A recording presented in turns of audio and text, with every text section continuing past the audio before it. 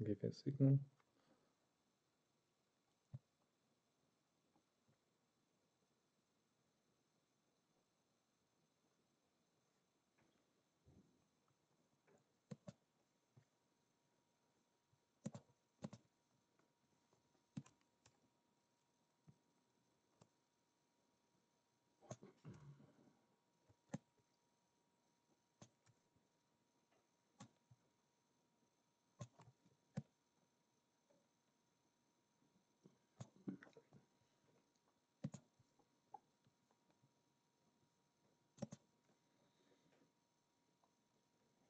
Welcome everyone to this live webinar this Thursday evening. My name is Guy Daniels and I am the microbiome expert. I just launched my platform this Monday, as in 3 days ago. So here I thought we would do a free live webinar.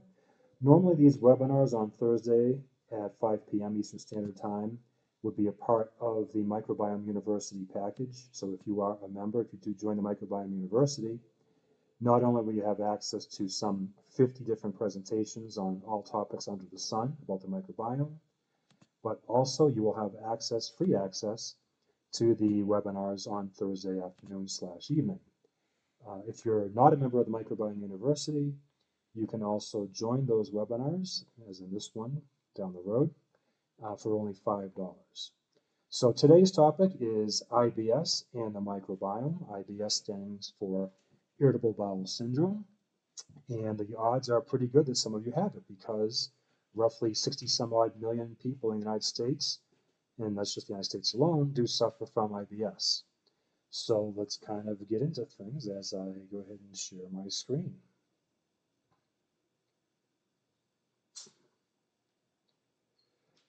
So first, I guess let's talk about what is IBS a little bit. So it's kind of a bit of a catch-all semi-diagnosis. So it encompasses a number of different things ranging from diarrhea to constipation, bloating, gas, etc., pain in the abdominal section, etc. So it's kind of when things have been ruled out. IBS typically, someone might have had a colonoscopy and that come up negative for, say, ulcerative colitis or Crohn's disease or something else. And they have no other actual diagnoses. And so what happens is, practitioners often say, well, you have IBS. And oftentimes they associate that perhaps with psychological issues or stress or something along those lines. So again, it's kind of a bit of a catch-all. It seems kind of hard to believe that constipation, which, could be once or twice a week going to the bathroom, can be lumped in the same bucket as something, let's say diarrhea, which could be going 3 times a day. But believe it or not, it's all part of the same just kind of general set of circumstances, which is basically centers around dysbiosis. So what is dysbiosis? Dysbiosis is an imbalance in your microbiome. So it's basically the bugs, the little critters inside your GI tract. You have a microbiome in all parts of your body. You have a microbiome in your mouth, your stomach, your colon, your skin, and so forth. And of course, these collections of bugs, of critters, do vary from place to place. The microbiome in your mouth is different from the microbiome in your colon or your small intestine or what have you. So when I talk about the microbiome, usually it's the microbiome of the distal ileum, which is the last part of the small intestine, and the colon. Sometimes I do talk about the microbiome of the mouth. Sometimes I talk about the microbiome of the vagina. But generally speaking, 98% of the time, we're talking about the microbiome of the GI tract, more specifically the distal small intestine and the colon. And that's where, the real true benefit lies. And so how is this microbiome established? Well, it's supposed to be established at birth. And I have a whole presentation dedicated to this. Once you join the Microbiome University, it talks about the vaginal health, talks about the mode of delivery, which is vaginal delivery versus C-section, and then it talks about breastfeeding thereafter. So ideally, we are all born via a vaginal delivery. We get our initial inoculation in life via the microbiome of the vagina, hopefully a healthy one. And then we go on to have exclusive breastfeeding for at least the first 6 months of life. And in that way, we can start off on the right foot. Now, that is clearly not the case for everyone, so that can play a role in how you could have this condition of of IBS down the road. Other reasons for that, which are within your control, because clearly those are outside your control. Other reasons for that, of course, diet, which is a huge factor in the microbiome. Another factor is antibiotics, which is probably the #1 factor, could be fighting out with diet, but diet is more of a slow factor. Antibiotics is more of a kind of a quick change. We'll see that in just a little bit. And other things we take like PPIs, we'll see that also. So let's move on to the slide. Next slide, which is not moving on. There we go. So speaking of antibiotics, because I'm not going to cover everyone, this is like kind of a mishmash of IBS with a few other presentations. If you actually join the Microbiome University, you will see the actual IBS presentation. And this is largely what that is, but I've thrown some other things in here as well to kick this off as the inaugural presentation. So this is a study. So typically what you'll see in my presentations is somewhere with a gray background with bold letters will be the title of a study, some published paper, and that you see here on this particular slide. And you'll see some comments with shaded blue in the background. For example, in this particular slide, they used antibiotics in just simply 3 subjects because they had to volunteer for this. And you see the quotes, by week 1, after the end of the first course, each course, communities begin to return to their initial state. But the return was incomplete. What does that mean? That means bacteria were killed off during the antibiotic use. And so what happens here is you'll see on my blue arrow down here, you'll see this D, E, and F over here for each different graphic I have for you. Those represent the individual subjects. And these gray lines right here, every time you see a vertical gray line, that is a round of antibiotic therapy. So these 3 subjects volunteered for this particular trial to have 2 rounds of antibiotic therapy at 2 different points spread over 10 months. And they actually, believe it or not, collected over 50 samples each for their fecal microbiome analysis. So it's a lot of work. So you can imagine how there's not a lot of people volunteering for this. So what I'm going to cover is the changes that happen within these 3 individuals, most notably in subject F. So we see here, I'll start off with this red, I'll circle the red with more red.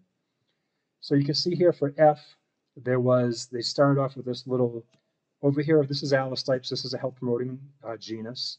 And all these little numbers you see right here, those are all, we'll just refer to those as kind of just individual species within the genus. It's a little more complicated than that. But anyway, you see they just started off with this little yellow line right here.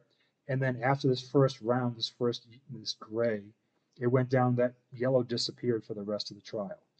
So again, they're not seeing this yellow, that particular species, come back in the fecal microbiome samples. So these people again did 2 rounds of antibiotics, and after the first round, this particular species of Allostypes, again health promoting genus, disappeared from the analyses the rest of the time. We come down here, and we'll see, I'll do some red over here, and this is for the genus Subdoligranulum, which is also another health promoting genus. And you see here in D, for example, there's a lot of kind of up and down, which happens. But in the end, nothing kind of disappeared.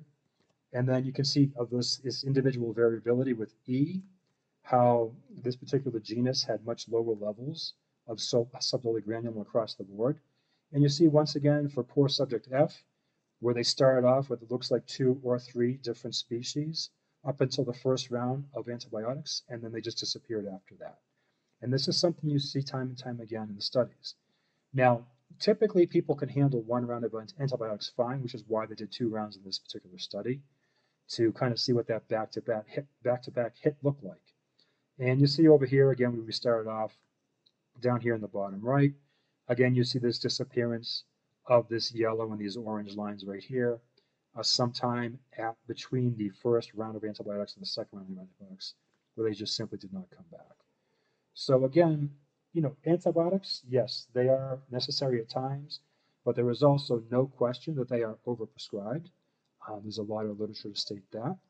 And so, we want to intelligently use antibiotics because they take a huge, huge toll on the microbiome, which then brings us in turn to, okay, so how do you have this thing called dysbiosis?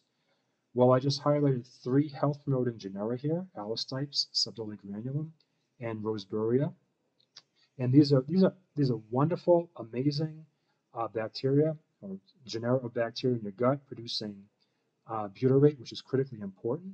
And when you eliminate these good guys, then who takes over that real estate that's been vacated? Well, they tend to be not so good guys. In fact, study after study for antibiotics shows that good guys, the good bacteria, tend to get killed off more so with antibiotics, or at least their numbers get significantly reduced.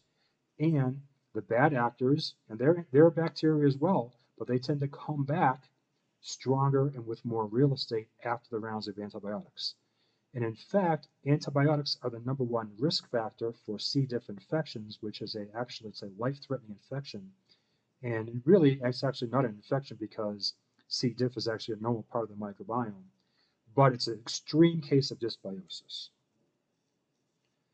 So I talked about proton pump inhibitors as well. Proton pump inhibitors have a tremendous amount of data as well in regards to worsening your microbiome. Their root cause, what they're supposed to do, is decrease HCl output or acid output in your stomach, which they do very well. But by the nature of doing that, it radically alters your microbiome. And there's a lot of signals that go on and other things, and it just does change the microbiome of the upper small intestine because of the lack of acidity coming through. But there are other factors as well. Factors with PPIs, such as the amount of protein or amino acids or peptides that make it down to the lower GI, they actually get drastically increased because you need that HCl to degrade to be able to digest those proteins. And so if they make it further down the GI tract, then they get fermented down in the colon. Well, the bacteria that tend to like to ferment protein are bad bacteria.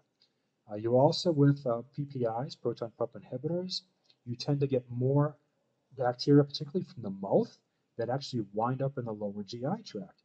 They're able to pass on through the stomach because the HCl of the stomach has been drastically reduced and work their way down into the lower GI. Now you have different bacteria that are somewhat problematic in the mouth, but they become very problematic in the lower GI and the colon. And this is especially evident with colorectal cancer. Now I have individual presentations on colorectal cancer and on PPIs in the microbiome, so you can watch all of those in the Microbiome University. Here in this particular study, there were over 1,800 subjects, and you see on the right-hand side where there was 3 cohorts in these 1,800 subjects, and on the far right there's this thing called meta-analysis, which is, I'll highlight down here on the lower right. And so this column is basically a summation of the previous 3 cohorts. And red indicates that it was increased after PPI use, and blue indicates that it was decreased after PPI use. And you can see a lot of significantly increased, particularly these are all taxa, so a species is a taxon, a genera is a taxon, a lot of different taxa that were significantly increased with PPI use. And here in the center, I've highlighted these 6 that were all significantly increased with PPI use. And these are all genera that have bad actors. So Enterococcus, Escherichia, Lactobacillus, which I talk about in my presentations as well, which is in your probiotics, by the way. Streptococcus and Veillonella.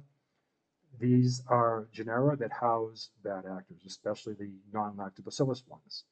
So again, when you use your PPIs for, say, your GERD, your stomach ulcers, your duodenal ulcers, again, I'm not contradicting the advice of your doctors. There is legitimate use for PPIs. But also, just like with antibiotics, they are overused, and there's plenty of evidence to support that as well.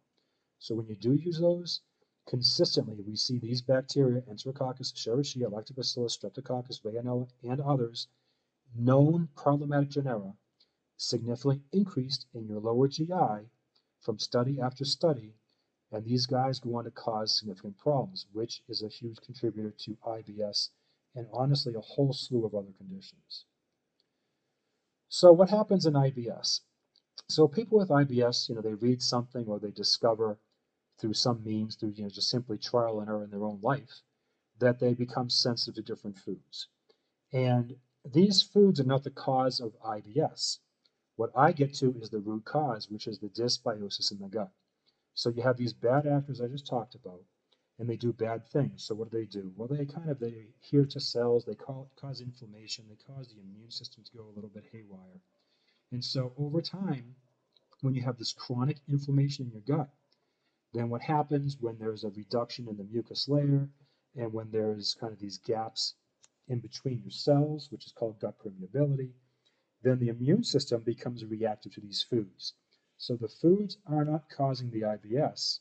The foods are a consequence of the dysbiosis, the increase in the bad guys, which is at the root cause of your IBS.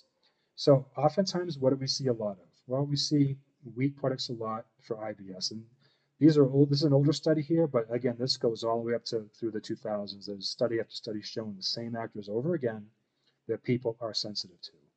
So as you can see here, the different time points for this particular study, wheat products were high across the board. But we can also look, and then we have gluten in there as well. So we have rye down here, and then barley also contains gluten. But we have dairy as well. Dairy is your number one offender. So we have milk, so there's dairy proteins in there. We have cheese, more dairy there.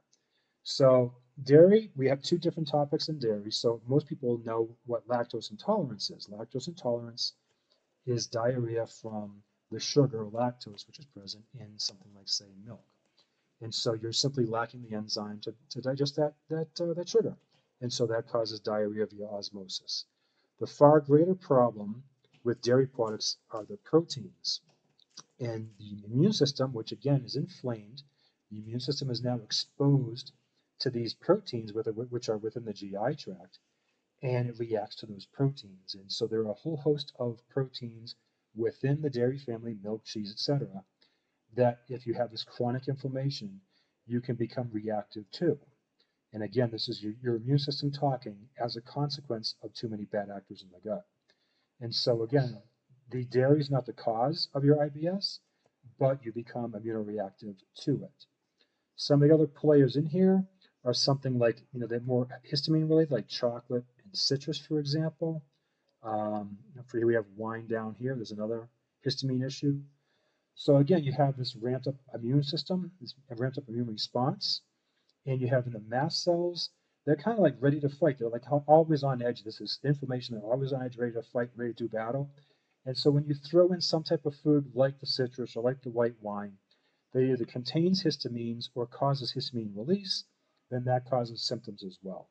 So these are kind of less at the root cause. And once you start to control your level of inflammation, you can reintroduce these foods back into your life. And so I'm not trying to get you on a diet of exclusion. So, which is what the low FODMAPs diet does. Some of you probably are familiar with the low FODMAPs diet. Some of you are not. So this diet is actually somewhat popular at the moment because it does do a good job of reducing your symptoms. However, and I have a whole presentation dedicated to this as well, and this is actually a free presentation you can watch from my website and from YouTube. The long-term consequences of this diet are not good because what does this diet do?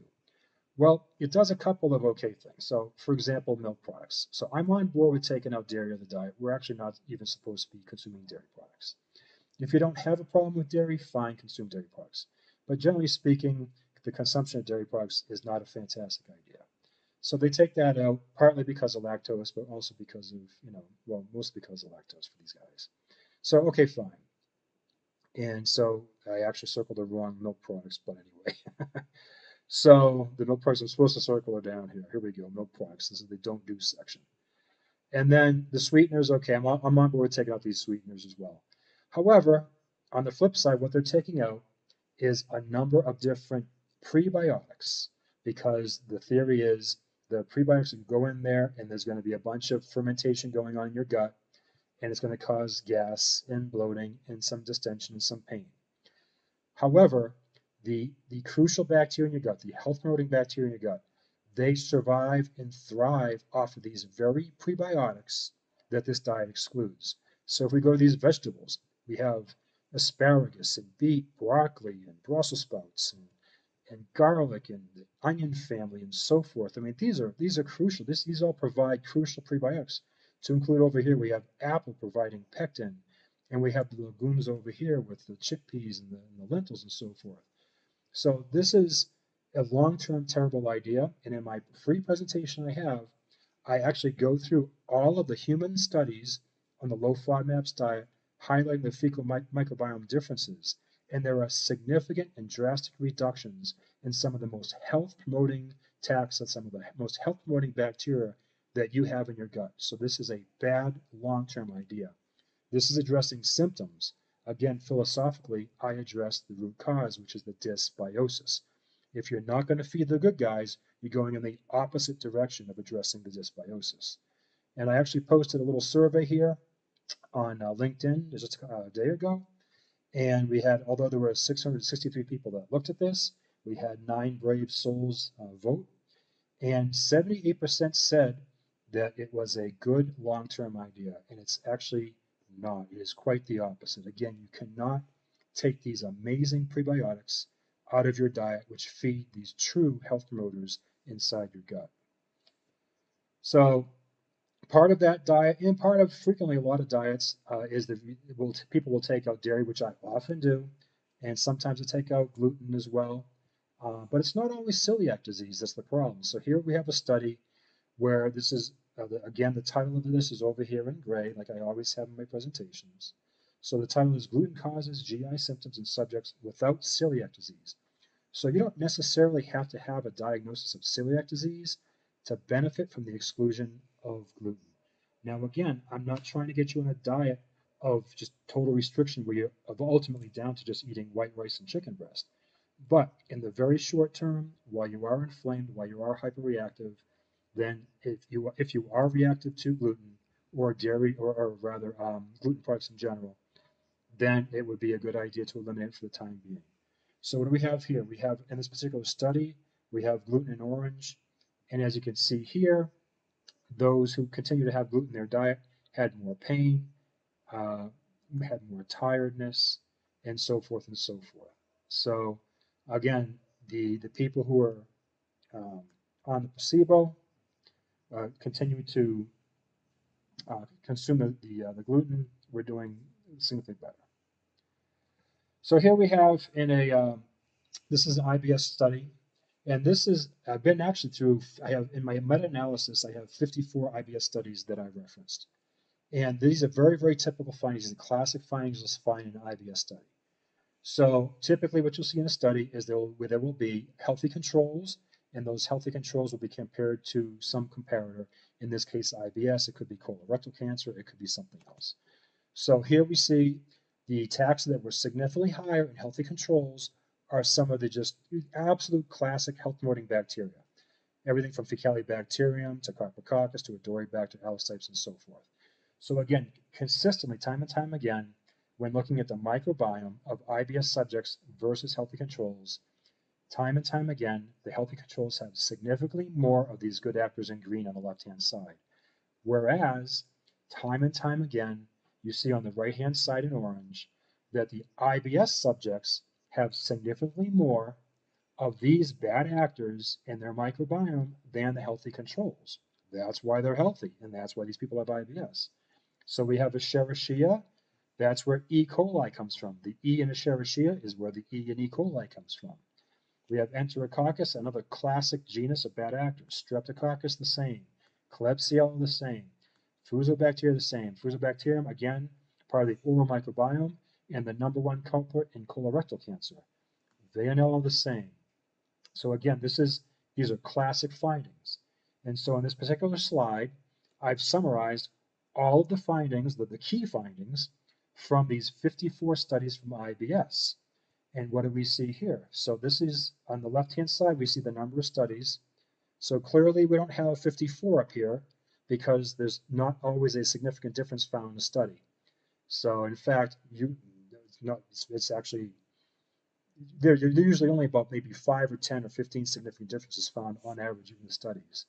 So you're never going to see one particular taxon with always this way or always that way. And across the bottom here, we have the key taxa that I have identified in these 54 studies in IBS. And so the green highlights significantly higher in healthy controls, while the orange, like we just previously saw, is significantly higher in IBS subjects. And you can see how some of these guys are just very, very consistent across the board.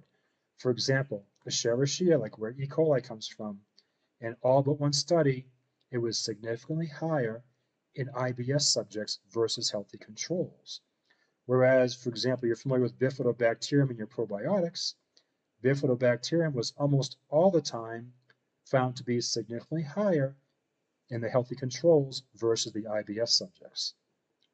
But I'm going to highlight two other players in here with these arrows. So Lactobacillus, which is also in your probiotics, most of the time is higher in IBS subjects. And this is not an anomaly. This is seen across the board. I have done analyses for multiple conditions over the years, and this finding is very typical for Lactobacillus. Lactobacillus is not a great probiotic when you have a dysbiotic microbiome. It is almost always higher in the disease group versus the healthy controls. Whereas here we take a look at Faecalibacterium prausnitzii with this big green arrow. This is the superhero of the gut with the best data across the board.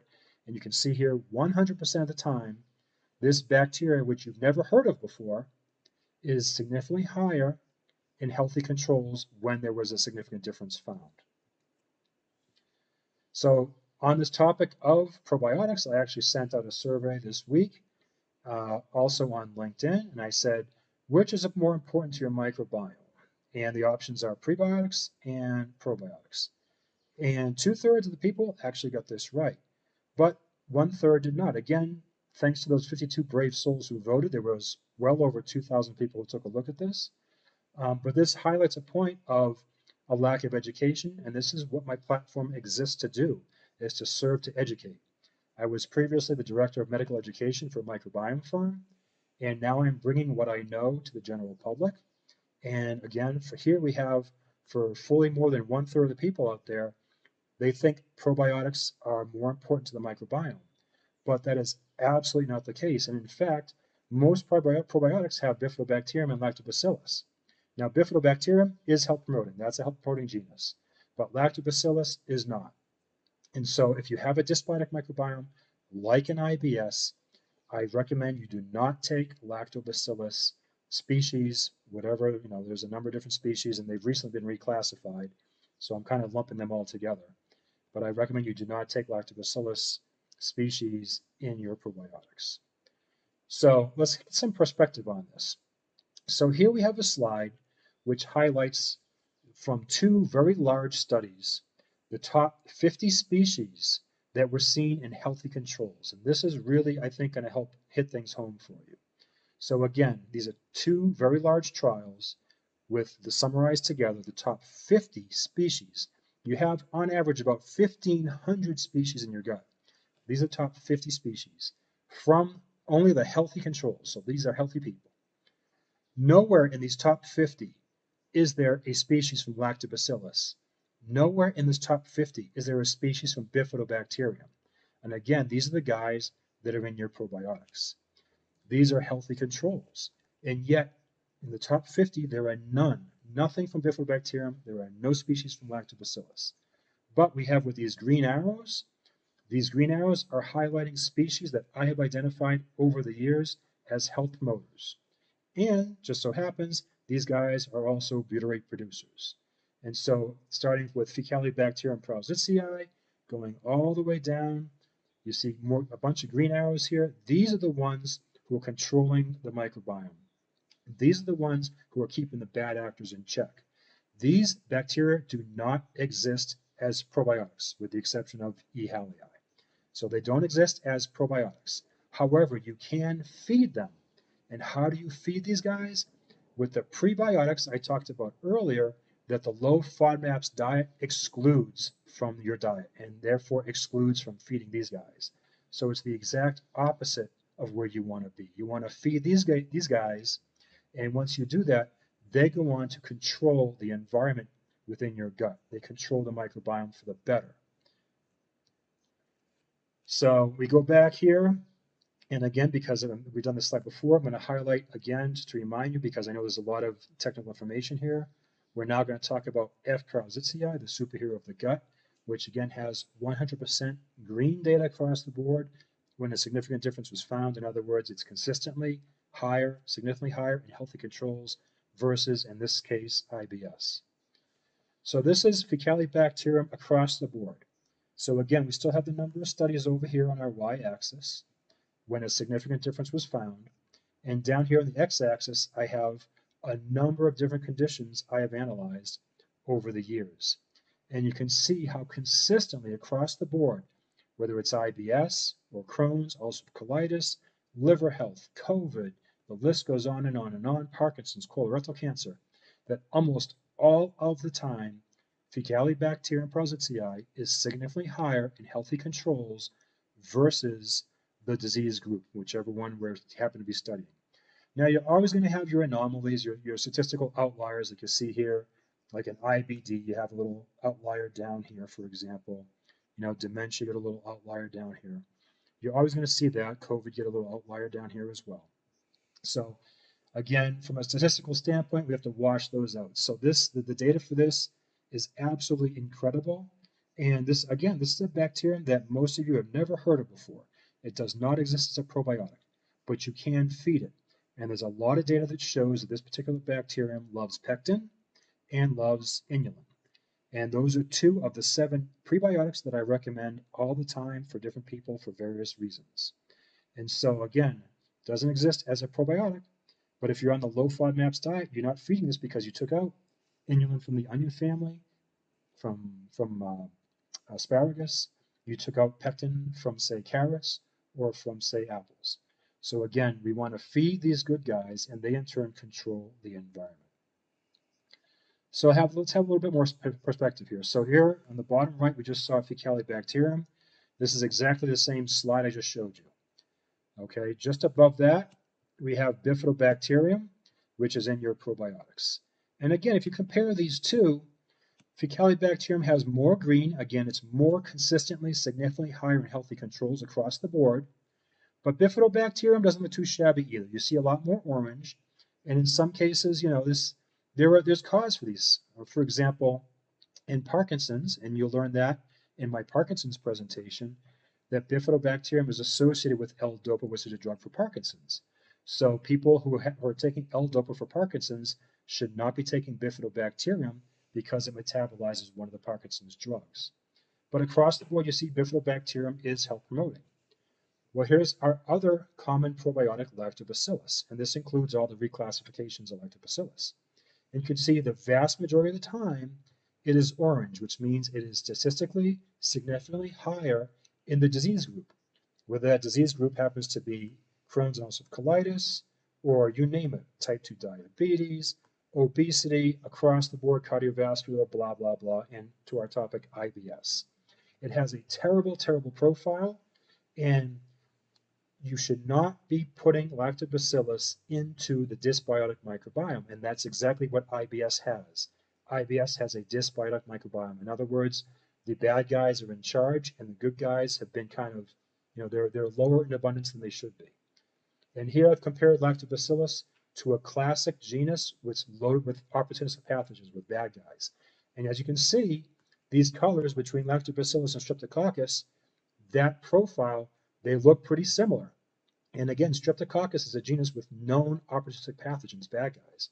Whereas these guys over here, these profiles look similar. But Lactobacillus looks nothing like Faecalibacterium, the superhero of the gut. So again, you can feed Faecalibacterium, but you don't want to take Lactobacillus in the dysbiotic gut. So here I have a slide, which this represents thousands of hours of work over the years, where I have identified most of the key health promoting players inside the microbiome. And these blue arrows highlight the ones that have been consistently shown to be significantly reduced in IBS. So we just talked a lot about Faecalibacterium prausnitzii, but we have a number of other players in here as well, like Roseburia, Coprococcus, E. rectale. These are amazing health-promoting genera and species, which are butyrate producers and do other things beyond producing butyrate to help with your microbiome. And these guys are consistently reduced in IBS and conditions across the board due to diet, due to antibiotics, due to PPIs, due to stress and other factors. So what we want to do is maximize their presence. We want to optimize their abundance. So we want to take those into consideration for the IBS profile. So again, here's your IBS profile, kind of summarized in a different light.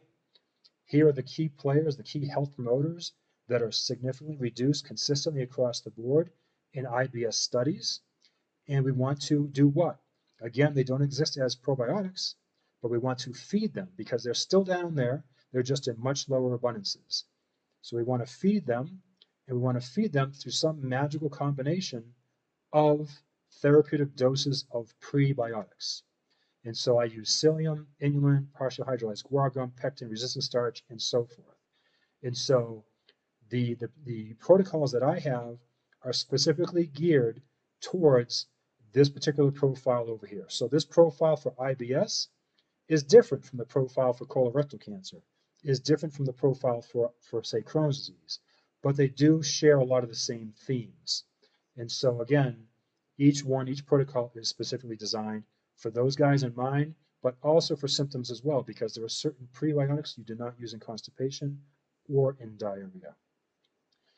And with these prebiotics that I recommend properly blended and properly dosed prebiotics. I don't recommend just one prebiotic at a certain dose because that actually reduces healthy diversity, which is a whole nother topic inside the microbiome. So I actually typically blend 4 prebiotics at a time, and you have to get the dosing right. And this is a fantastic study which highlights that factor. So generally speaking, the good bacteria love the prebiotics that I just mentioned. They love the pectin from apples, they love the inulin from onions, etc., etc. But there are some other bacteria, kind of neutral in nature, and also other bacteria, nefarious or bad actors in nature, that also have the enzymatic ability to use some of those prebiotics as fuel. So if you do what some of these studies do, where they just say, oh, okay, here's 7 grams or 9 grams a day of this one prebiotic, then you're probably going to have some failure. And there are a number of studies using one prebiotic at low dosing in, say, a dysbiotic gut like an IBS, and it's a treatment failure. Why is that? Well, like I just said, the bad actors, some of these bad actors, they possess the enzymes too to degrade these prebiotics. And so we just throw a little bit in there. When the bad guys are dominating, then the bad guys are going to wind up using those prebiotics for fuel. And what you need to do is change the pH of the gut. And that's what this paper is about. So there's this magical range, this sweet spot of pH inside the gut. Typically, the pH in the dysbiotic gut, typically, most of the time, is too high. So this gets into pH, which is the acidity. And so, 7 is neutral. But once we get above, this 6 point something, 6.0 range or something like that, then it becomes too basic. So here we see in this particular study that, for example, Bacteroides, which is a large genus, we won't get into that, it grew poorly at a pH of 5.5. About 5.5 and a little bit higher than that, about 6 up to 6.2, is kind of the sweet spot for the good bacteria. So, for example, we see down here, Eubacterium recta, which I mentioned before, represented 50% of all the sequences at a pH of 5.5. It's happy at 5.5, but it was not detected in this in vitro study at 6.7. So in other words, what happens is that these other bacteria can outcompete the good guys at different pHs. And they state that right here at this bottom line. A pH value closer to neutrality, which again is 7, the evidence suggests that other bacteria will tend to outcompete, in this case they're talking about bifidobacterium, outcompete bifidobacterium for inulin. Now bifidobacterium loves inulin for fuel. There's a million studies to show that. But in the wrong pH, other bacteria will outcompete bifidobacterium for inulin for that fuel. So we have to get the dosing right for the prebiotics to drive significant environmental shift in the gut so you can get to that pH quicker so the good guys can then begin to outcompete the bad guys in the gut. Now, I have done meta-analyses for a whole host of conditions, which you saw on the slides previously, and others as well, such as in healthy aging and in C. diff infections and so forth. And I have been through all the clinical literature, all the scientific literature that's been published, and done meta-analyses and come up with the signature microbial profiles for these conditions. And on my protocols tab here, for only $5, as you can see here, you can take a look. So we talked about Parkinson's. I mentioned Parkinson's before, right? So I said, don't take probiotics for Parkinson's because lactobacillus and bifidobacterium can metabolize the drugs used for Parkinson's disease. But you can feed other good health promoting bacteria in Parkinson's. So that's something you might want to consider there as well. Of course, I have it for anxiety, depression, which has a different profile than Parkinson's, and so forth. So this is the very simple $5, tell me what I need to do type of component of the website. I also have the Microbiome University, where you get exposure to the long presentations like what I just gave you and the other 4 free presentations on the website. And as part of that university, I have the live webinars, which if you're a member of the university, you have those for free, or you can pay $5 to join. And lastly, you can also schedule appointments with me as well on Fridays, and we can have a one-to-one conversation for initial consult as an hour long. So I hope this was informative to everyone, and if you have any questions, then send me something by email.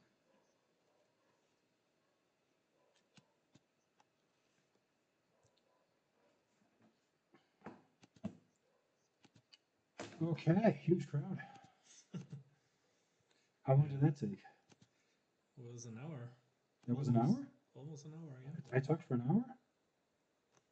But sorry, this one's still going. I was monitoring here. When I give you questions like that, it's because I'm like doing it myself here. Okay. So I was like, I wanted you to